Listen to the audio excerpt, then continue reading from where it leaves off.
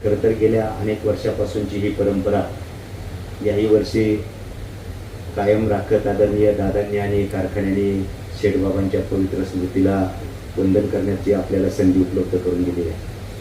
पण यावर्षीचा माहोल काही थोडासा वेगळा आहे. यावेळेला खूप गरम व्हायचं, पण आदरणीय ज्येष्ठ नेते तानाजी शेठ बेनके म्हटल्याप्रमाणे त्यांनी सांगितलं की शेतकरी सुखावला. ते थोडंसं शब्दात काहीतरी बदल झाला असेल, दुखावला असं पाहिजे होतं. कांदे बराकीत सडून चाललेले आहेत, कोबी फ्लावर सडतीये, धना मेथीची आवरच परिस्थिती, सगळ्या तरकारी, टोमॅटो असेल, सगळ्या तरकारीचं म्हणजे बऱ्यापैकी नुकसान झालेलं आहे आणि त्यामुळे शेतकऱ्याला खूप मोठं नुकसान सोसावं लागलंय.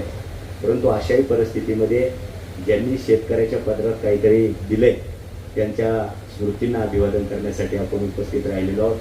शेठबाबांच्या आठवणी माझ्यापेक्षा आपल्याजवळ खूप वेगवेगळ्या स्वरूपातल्या आहेत. पण मी मागे एकदा ही आठवण सांगितली होती की दुराड्यातून धुलीकण उठायचे आणि द्राक्षावरती मण्यांवरती पडायचे आणि त्याचा परिणाम एक्सपोर्टवरती व्हायचा.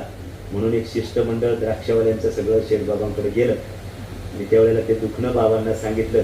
बाबांनी खूप शांततेत शेठबाबांनी ऐकून घेतलं आणि म्हणले, अरे द्राक्ष तर आलीच पाहिजे, पण ही चिमणी जर बंद ठेवली तर काय होणार, त्याच्यामुळे तुम्ही काळजी करू नका. आणि त्याच्यानंतर आपली दुसरी चिमणी दादा ती बसली, त्याच्यातून धुलीकण बाहेर जात नाही, ते ॲब्सॉर्ब होऊन फक्त वाफ बाहेर जाते.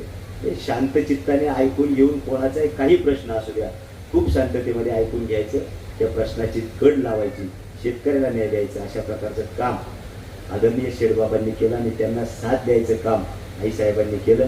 खरं तर आज जो जुन्नर तालुका दिसतोय, मी एका कीर्तनात ऐकलं होतं, कुकडी नसती तर आपल्याकडे जिपडी नसती, कुकडी माई नसती तर जिपडी माई नसती, जिपडी आपल्याकडे दिसली नसती. तो काळ जीप आता आता खूप हायर क्वालिटीच्या गाड्या आल्या, पण एका कीर्तनकार बाबांनी सांगितलं तो कुकडी नसती तर जिपडी नसती. आणि खरं सांगू, जर विघ्नर नसतात तर जिपड्याही नसते आणि बंगलेही नसते. ते पुण्याचं काम केलं ते शेठबाबांनी केलं.